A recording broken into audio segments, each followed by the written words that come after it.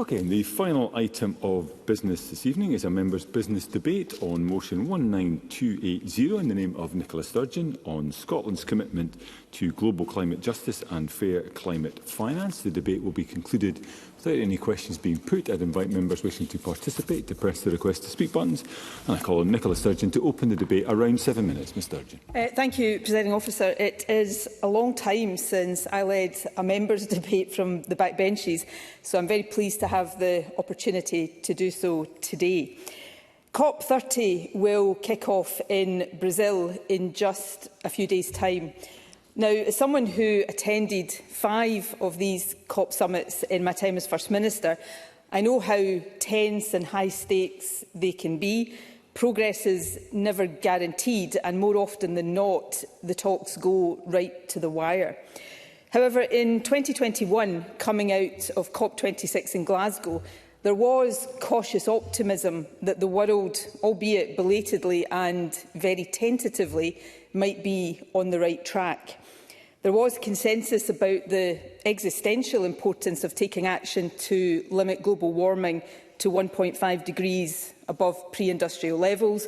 Although delivery on finance commitments continued to fall woefully short, there was a recognition that much more needed to be done.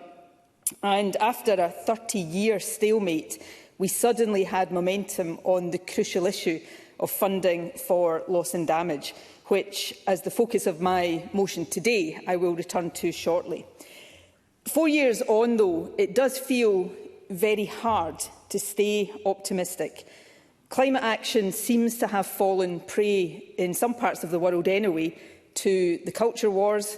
Climate change denial has even raised its head again, and we are witnessing a rearguard action from the global fossil fuel industry, which, in my opinion, threatens the just transition to clean, renewable sources of energy. As a result, it now seems all but inevitable that global warming will exceed 1.5 degrees over the next few years. And though hopefully this will be a temporary overshoot only, the consequences will be devastating. Momentum on finance is also at risk of stalling. Against this backdrop, it is impossible to overstate the importance of COP30. Scotland, of course, does not sit around the COP negotiating table. But make no mistake, because of the leadership we have shown on climate action generally, but especially on loss and damage, our voice is respected and listened to. In paying tribute to the First Minister for grasping that baton of leadership so firmly, as demonstrated on his recent trip to Zambia and Malawi, I'm nevertheless urging the Scottish Government to raise its voice even more loudly and to continue to match its moral leadership with tangible policy. On emissions, we must urge action that will get the world back on the 1.5 degrees track as quickly as possible. And of course, we must lead by example. That means a strong climate change plan, which I know the Cabinet Secretary will publish shortly. I would also encourage active discussion with the UK Government on policies such as a levy on private jet flights, something that the First Minister has previously expressed interest in. And, in my view, there should be a formalisation of the presumption against new oil and gas development. That is not about turning off oil and gas taps immediately, but it does mean recognising that new fossil fuel developments are not in the interests of either the climate or the North Sea workforce, which urgently needs all available skills, capital and focus to be on the renewables transition. Let me turn now, though, to funding for loss and damage. Loss and damage is the term used to describe the catastrophic impacts of climate change that can no longer be avoided through cutting emissions or building resilience, known respectively as mitigation and adaptation. These impacts don't lie in some dystopian future. They are the present reality for the world's most climate vulnerable nations. They include hard economic losses, infrastructure destroyed by floods, for example, or crops lost to drought. But they also come in non-economic form, such as the loss of cultural heritage or indigenous ways of life. The total cost of loss and damage is estimated to be more than $500 billion since 2020 alone, and it is anticipated that by 2030, the annual cost will rise to $400 billion. And of course, the countries bearing the lion's share of these costs are those which have done least to cause climate change. It is some of the poorest people on the planet who are now paying the price of the emissions that made industrialised countries like ours very rich. So, and I make no apology for saying this, funding to help pay for loss and damage is not charity, it is reparation, a moral obligation that the global north owes to the global south. Since 1991, when a proposal for a loss and damage fund was first mooted, developed countries have stonewalled. That started to change in Glasgow. At COP26, the Scottish Government became the first government in the world to pledge hard cash to loss and damage. We were inspired by the work of organisations like the Loss and Damage Collaboration, and although our pledge then of £2 million was small in a global context, our leadership forced the momentum that led to the establishment of the International Fund for Responding to Loss and Damage at COP27 in Egypt. And our funding is already making a tangible difference. Scotland should be proud of that global leadership, but we need to keep it up. More than that, in fact, we need to intensify it, because without firm action now, progress will stall. The International Fund is due to start dispersing money soon, but it is woefully under-resourced, and there is a real fear that it will be bureaucratic and inefficient, and of most concern that it will operate in a way that increases the indebtedness of Global South countries. This, then, is a time to raise our voice again for the principle of loss and damage funding, for the quantum, and of course here we must put our money where our mouth is by protecting our own Climate Justice Fund, and for the way in which funding is made available. On that latter point, the how, we should champion our own approach. The projects being funded by the Scottish Government are seen by international partners as prototypes for the world. It is the principles which underpin these that we must urge the International Fund to follow. First, funding must be in the form of grants, not loans. It would be unconscionable for loss and damage funding to add to already unsustainable debt burdens. Second, funding must not come tied up in strings. Communities must be empowered to devise their own solutions to the crisis. And third, funding must cover non-economic as well as economic loss and damage. Loss of heritage, culture, traditional ways of life are no less devastating than loss of infrastructure. The world is at a critical juncture on both climate action and climate justice. There are many who would like to see us go backwards. It's therefore crucial that governments like ours continue to be strong, principled, practical and resolute in pushing progress forwards.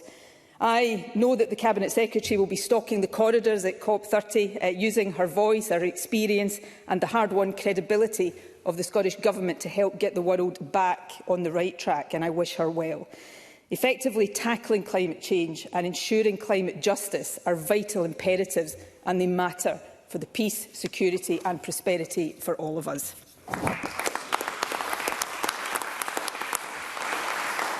Thank you. We now move to the open debate. I call for Douglas Lumsden to be followed by Jamie Hepburn. Around 4 minutes. Thank you, President Officer, and I congratulate Nicola Sturgeon for securing today's debate. And I agree with her on this occasion that we all want to see a cleaner, greener Scotland. But we need to be honest about how we get there. In particular, we need to be honest about the cost to our communities and our economy. The motion before us paints a picture of Scotland as a global climate leader. It maybe harps back to the days when it was claimed that world leaders were on the phone asking for advice. It references COP26, the Loss and Damage Fund, and Scotland's contribution of £2 million. But while symbolism matters, what really counts is delivery. Delivery on reducing emissions here at home, delivery on affordable energy for our people, and delivery on a fair transition for the workers who have powered this nation for decades. Right now, this Scottish Government is failing, a Scottish Government that the member led in the failed experiment of coalition with the Greens. We have missed 8 out of the last 12 annual climate targets. The landfill bill ban has been delayed again. Rural communities are being asked to shoulder the burden of monster pylons cutting through our countryside, while city ministers preach about climate justice from the comfort of Holyrood. And thousands of skilled oil and gas workers in the North East, my constituents, are being told that their jobs are the price of this virtue signalling. The SNP government still have a presumption against new oil and gas, something that was reiterated by the member tonight. And they failed to back Rosebank, failed to back Cambo and failed to back Jackdaw, and are overseeing thousands of jobs being lost, many in the North East. So where is the justice in that, Presiding Officer? And let me be clear, I support our journey to a more sustainable future, but that journey must be realistic, just and put jobs first. It cannot be built on shutting down our domestic energy industry before the alternatives are ready. The UK's oil and gas sector is one of the most highly regulated and low-carbon producers in the world. If we switch it off overnight, we won't cut emissions, we'll just offshore them, along with the livelihoods of tens of thousands of Scots.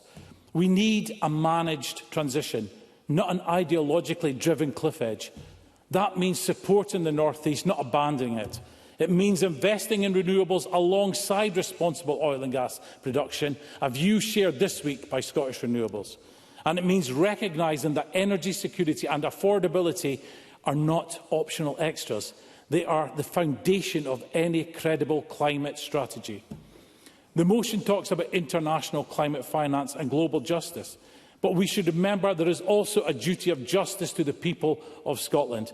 Families facing rising energy bills, farmers facing uncertainty and local residents whose landscapes are being scarred by monster pylons that they neither ask for nor benefit from. They deserve a fair hearing too.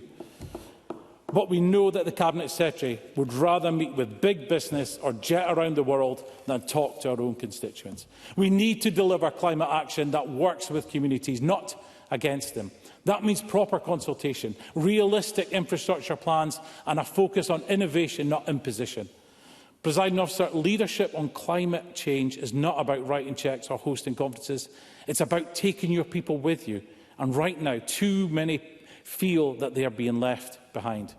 So yes, let us play our part internationally, but let's also get our own house in order. Let's meet our targets, protect Scottish jobs and build the new energy economy from a position of strength, not self-inflicted weakness. This is how we will meet our commitments and become a leader on the global stage. This is how we will ensure that Scotland reaches its climate goals without damaging our communities and our economies in the process. Thank you, Presiding Officer. Thank you. I now call Jamie Hepburn to be followed by Sarah Boyack. Around 4 minutes. Thank you very much, Presiding Officer. And can I first of all thank Nicola Sturgeon for securing the debate this evening. I very much endorsed the terms of the motion that she laid. Indeed, I added my name in support of it. I very much welcome the debate we are having this evening. Of late, there has seemed to be a growing tendency for some in this chamber to scoff or eschew the notion that this Parliament should be debating issues of this type about how we support the Global South. I think it is of the utmost importance that we debate these matters. And indeed, I refer to the Oxfam Scotland brief. Nicola Sturgeon mentioned the First Minister's recent visit to Malawi and Zambia. If you look at the Oxfam Scotland briefing for this evening's debate, they speak very positively of the First Minister's visit and why it is important for Scotland to be engaged in such international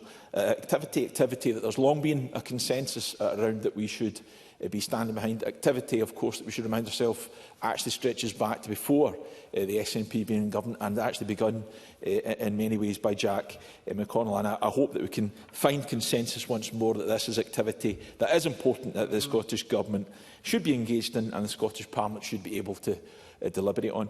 The context, of course, for this debate is COP30 beginning next week. It is a reminder of the need for collective and global action. I very much share the concerns that Nicola Sturgeon has laid out around the creeping nature of rhetoric around anti-climate change, anti-science rhetoric creeping into our political discourse. I think that is to be taken head-on, I'm afraid to say. We're starting to hear some of it even in this place, and any time it's raised, we should be raising our voice against it. The other context, of course, was, and I suppose it speaks more widely to our ability as a country to contribute to these challenges, and I think it is important that we look back to COP26, where the world looked to Glasgow. Nicola Sturgeon, of course, provided real leadership for the Scottish Government at that time. I was very pleased to be able to, maybe more at the margins of COP26, be able to go along to a few events to represent the Scottish Government at this time. But a very clear demonstration of Scotland's commitment, the Scottish Government's commitment, was that £2 million contribution to the Historic Loss and Damage Fund. That was an important contribution. It was an important demonstration that we recognise our historic obligations. There is a moral imperative for us to be contributing in that way. It is about reparations, as Nicola Sturgeon referred to, but it's also in our own enlightened self-interest. Just earlier today at the Criminal Justice Committee, with the Chief Constable speaking to us about some of the challenges we see here in Scotland arising out of geopolitical events, global events. And one of the contributors to global instability is our lack of interaction with trying to find improvements for the Global South. So we should not only think of it, and we absolutely should think of it as a moral imperative, but also something that is in our very own self-direct interest to act on as well. As with all these things, these are short debates, President Officer, so I won't go into great detail, but the Oxfam briefing does lay out some of the areas of concern around the great claims that rich countries have made around their contribution. They claim to have been able to mobilise £116 billion in climate finance since 2022, but the real value being only around 28 to 35 billion, less than a third of the pledged amount. The fact that nearly two-thirds of climate finance have been made as loans, often at standard rates of interest without concessions. As a result, climate finance is adding more each year to developing countries' debt, which now stands at £3.3 trillion. These are not sustainable solutions to challenges around sustainability. So this is something that COP30 must take head on. And of course, not only must the world respond collectively, Scotland has to play its part too. Thank you. And I call Sarah Boyack to be followed by Maggie Chapman. Around 4 minutes, Ms Boyack. Thank you, Presiding Officer. I also want to start by congratulating Nicola Sturgeon for securing today's members' debate, because loss and damage is destruction that goes beyond what people can adapt to. When floods wash away homes, when crops fail year after year, when rising seas swallow villages. It's what happens when climate change pushes communities past the point of recovery. And as a member of the Malawi cross-party group, I've heard directly from communities who've suffered losses. In Malawi, more than 80% of people live in rural areas and rely on farming to survive. But storms and droughts have devastated crops, impacting on people's incomes and pushing families deeper into poverty. And in Pakistan, communities are still recovering from the massive floods they suffered in 2022, but actually they've had severe floods every year since then, and their government had to borrow £400 million to repair damaged homes and infrastructure. But climate change is overwhelmingly driven by the richest in society and the historic and current emissions of the global north. But it's the poorest communities in the global south who are paying the price. Last week, I hosted a Creative for Climate Justice event organised by Oxfam and SCIAF with primary school students who showed us their inspiring art. Their message was climate justice is social justice. That was a powerful and effective message. Like others, I've been raising the issue of loss and damage in this Parliament for years, in committee sessions, at events and in motion to the Chamber. And I do remember asking back in 2021, before COP26, why Scotland wasn't showing leadership on the third pillar of the Paris Agreement, loss and damage.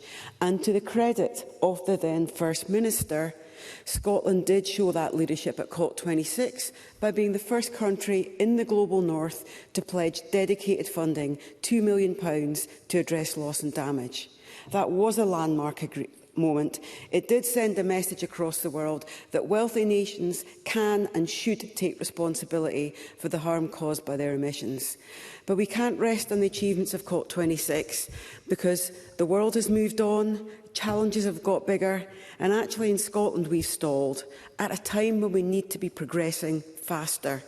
In April, the Scottish Government scrapped its world-leading climate targets, abandoning our formally agreed-on ambitions. And that's let down communities in Malawi, in the Pacific and across the Global South who are already experiencing the climate emergency. It's not just 8 out of the last 12 years that we had failed to see climate targets met. It's 9 out of the last 13 years. So we urgently need action. No pressure on the Cabinet Secretary, but we need a plan that's going to work, that's going to be ambitious and that will reduce our emissions, not just about headlines, but on real change in our communities. Loss and damage is a massive issue. The fund agreed at COP29 was a really important step, but a lot of it, much of it, is in loans. And as colleagues have said, that means that the poorest countries are forced into debt to pay for the damage caused by others. And that is not acceptable. Scotland has shown that it's possible to deliver targeted, life-changing support through our Climate Justice Fund. Take the example of Skias' £500,000 project in southern Malawi, helping communities rebuild after Tropical Storm Anna and the Cyclone Gomba. The difference it made was profound, but it's still a drop in the ocean to what's needed. COP30 in Brazil begins next week, and we have a chance to show that Scotland's commitment to climate justice isn't fading. We should use our voice internationally to push for a loss and damage fund that's accessible, transparent and based on grants, not loans. I have huge numbers of constituents calling for action, and at our Commonwealth Parliamentary Association conference on climate last month, the vulnerability of low-lying island countries was highlighted. It's a now issue, not an issue for the future. And I think we need to reflect on how we support low-income and vulnerable countries to develop new climate resilience, to use the opportunities that come, for example, from renewables, but to benefit them in their own countries. Because loss and damage is not just about rebuilding what's been destroyed. It's about a fair transition, justice and solidarity. And we need to think about what kind of world we want to build for future generations. Thank you. Thank you, Ms Boyer. Can I now call Maggie Chapman again? Around 4 minutes, Ms Chapman. Thank you, Presiding Officer. In 2021, the world came to Glasgow for COP26. Amid the noise of pledges and the hum of negotiations, something truly historic happened. Not in the official halls of power, but in the moral leadership shown by Scotland. We became the first country in the world to commit funding for loss and damage. We recognised that the climate crisis is not only about carbon, but it's also about justice. And I am so grateful for, and I pay tribute to, Nicola Sturgeon for her determination then and her ongoing commitment to loss and damage funding now.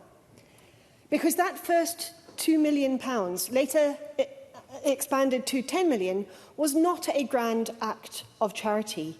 It was an act of solidarity, of reparation. It said to communities in Malawi, in Ethiopia, in South Sudan, we see you, we hear you, and we will not look away. That decision mattered. It built the momentum that led to the establishment of the Global Loss and Damage Fund at COP27, a fund that will, for the first time, help those living with the irreversible consequences of a crisis they did not cause. Scotland's courage helped open that door. But opening the door is not the same as walking through it. Today, that fund remains dangerously under-resourced. Communities are still waiting for support as their homes are flooded, their crops fail, their futures disappear. Every tonne of carbon emitted, every missed emissions target adds to the loss and damage borne by the poorest. So this is our challenge, to make good on the promise that began in Glasgow, to ensure that Scotland's leadership continues, not as symbolism, but as substance. We can do that by joining the Fill the Fund campaign, pressing the world's richest nations to make grant-based donations and ensuring direct access for the communities most affected. We can do it by establishing, here in Scotland, a centre of excellence for loss and damage, linking our universities, our NGOs, our partners in the Global South, to drive innovation and justice. And we can do it by matching words with action at home, maintaining our International Development Fund at £15 million a year, increasing the Climate Justice Fund to the same level, and making the polluters pay through measures like a private jet tax or other mechanisms that link our high-carbon economy to its real human costs. The climate emergency is not some abstract future. It is happening now, in droughts that destroy livelihoods, in floods that wash away graveyards, in the trauma of families forced to leave ancestral homes. And it is an emergency rooted in inequality. The richest 1% of humanity produces more emissions than the poorest 2/3 combined. That is not a failure of technology. It is a failure of politics and of justice. So let Scotland once again stand on the side of justice. Let us back the call from the most climate-vulnerable nations for a fossil fuel non-proliferation treaty, a bold, fair plan to phase out fossil fuels and ensure no worker or community is left behind. At COP26, I said that climate justice is about more than emissions. It is about who we stand with and who we choose to protect. That remains true today. If Scotland is to be a good global citizen, our responsibility does not end at our borders. It extends to Ekules in Ethiopia, whose goats were replenished through Scottish support, to the children in Zomba, Malawi, who can now return to school after floods. Their resilience is our legacy. Let us honour that legacy. As the writer Arundhati Roy once said, another world is not only possible, she is on her way. On a quiet day, I can hear her breathing. Let us make that world breathe more freely, through justice, through solidarity, and through the courage and compassion to act as if that better world depends on us, because it does. Thank you. Thank you, Ms Chapman. I now call on Gillian Martin to respond to the debate. Cabinet Secretary, around 7 minutes, please. Thank you, Presiding Officer. I want to thank Nicola Sturgeon for raising this timely motion. It's been a great pleasure to hear her talking on these issues, which I know that she has led on in the past as a former First Minister, and indeed she championed and was the first mover on loss and damage. And I'm sure she knows this, but everywhere I go in my role as Cabinet Secretary for Climate Action, when I go to conferences like Climate Action Week in New York or Azerbaijan, the last year's COP, and I expect that next week in Belém, the legacy of what she achieved at COP26 is mentioned again and again and again, particularly in terms of loss and damage, because we were the leaders on that. I would like to say that it has caused a domino effect in many other countries and economies, realising that they should give grants, not loans, loss and damage funds. Unfortunately, it's not quite happened that way. I continue to call for other economies, larger economy that's ours, to stump up some cash rather than just making pledges. Let's put it that way. I'll maybe find more articulate words for when I'm actually in Belém, but that's effectively what it comes down to. The impacts of climate change are clear to see, not just around the globe, not just in the global south, but we're seeing it at home as well. And of course, just last week we saw the impacts of Hurricane Melissa, leaving a trail of destruction across the Caribbean. Devastating scenes. Cuba and Jamaica, stark reminder that climate change disproportionately affects the world's most vulnerable communities, the communities that are the least resilient. We recognise that on top of being the most impacted, these communities have done the least to cause the problem. So many people here today have made that point. Are we going to preside over people being displaced from their homes? Are we going to turn our backs on the people who have never benefited from the industries and lifestyles that have caused this devastation? I agree with Nicola Sturgeon, Sarah Boyack, Maggie Chapman on that point. We must not turn our backs, and we must encourage other developed economies to do likewise. The most vulnerable within these communities, particularly women and children, those already marginalised, are the ones who suffer the most. And if, like some, Some people only care about what happens within the borders of their own country that they represent. I would say this: it is false to say that none of this impacts on you. We could see whole nationalities displaced. That will become a catastrophic situation globally, not just for those communities and those nationalities that can no longer remain in their homeland, but for the global north as well, having to deal with the impact of that. And I would urge people to think about that. As global, we must all be global citizens. We cannot afford to see countries either disappearing in the case of Vanuatu and places like that, but actual whole populations having to move. Our climate justice approach recognises the historic contribution that developed countries like Scotland have played in causing climate change, rooted in inequality, said Maggie Chapman. I absolutely agree with that. We also acknowledge our moral responsibility, as Jamie Hepburn mentioned, to address the loss and damage caused by impacts of climate change. As I said, COP26 was a real moment in time. First global North government to commit £2 million worth of funding. But what has that funding done?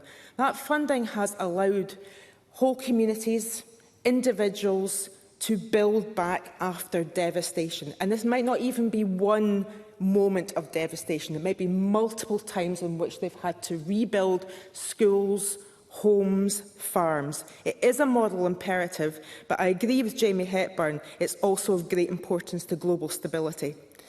We should also acknowledge this amount far below what is needed to address the scale of the issue. I have to be honest, that was my first COP in Azerbaijan last year, and I did find it quite dismaying to hear of, eventually pledges being made.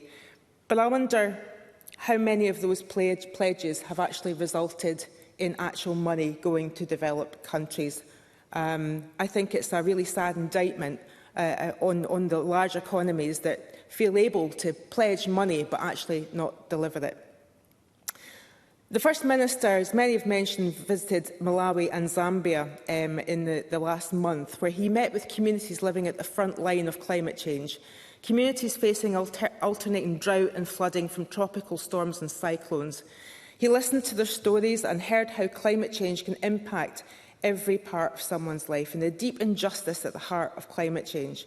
Tackling non-economic loss and damage is a key part of addressing those injustices. From the Bay of Bengal to Pacific Islands to sub-Saharan Africa, supporting communities to address the impacts of climate change that can't be easily quantified, such as the loss of biodiversity and culture, the mental health impact of losing your home time and time again.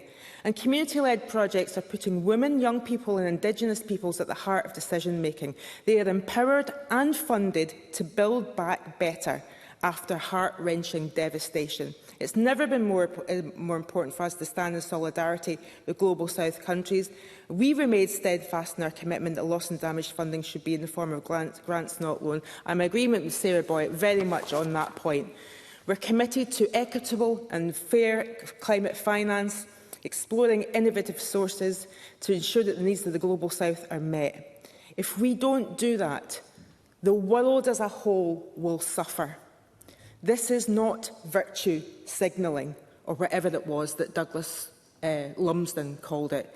This is not just a moral imperative. This is a global sustainability issue. Cancel debt, choose hope, says the campaign. And I absolutely agree. The crisis we face is great, but it's not unsurmountable if the large economies of the world give just a small fraction of their money to assist those in the greatest need. It is an investment not just in their future, but in our future. Thank you. Thank you, Cabinet Secretary. That concludes the debate, and I close this meeting of Parliament.